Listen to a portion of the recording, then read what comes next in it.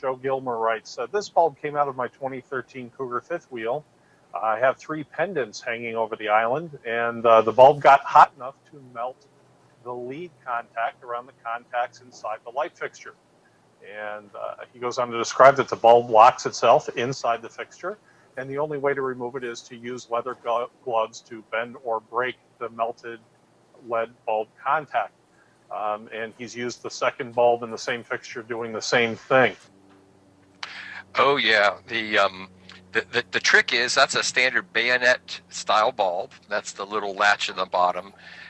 They're not all the same. Some of those are brake light bulbs. Some of those are light bulbs for continuous use.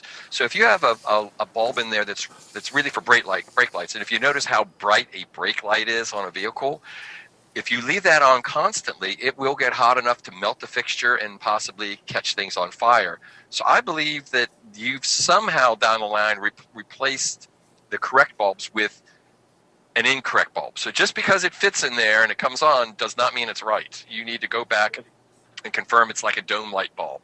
If you take a look, you'll see that you have 2 contacts on the bottom of that bulb. And when you're looking at the base inside the interior fixture, you'll most likely see 1 contact. When you have a brake or tail light bulb, it'll have those 2 contacts, one for the high power filament and one for the lower power one.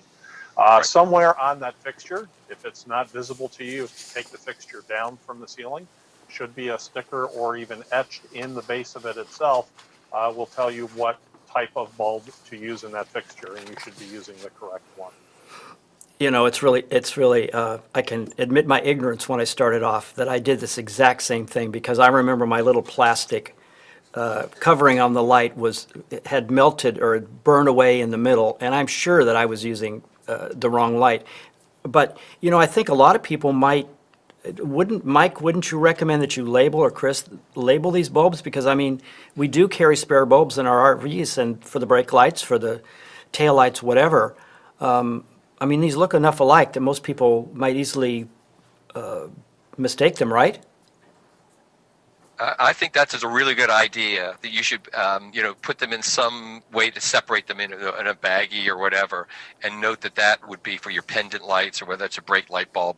I might note also that some vehicles, including my Sprinter, which I have, if you get the wrong brake light bulb installed in there, it will shut down cruise control, all kinds of other things. The electronics in your Sprinter Class Bs will start acting really crazy, and it's just because you have the wrong brake light bulb in your Sprinter. So I would be really careful when I start plugging those babies in, because they are not interchangeable, definitely.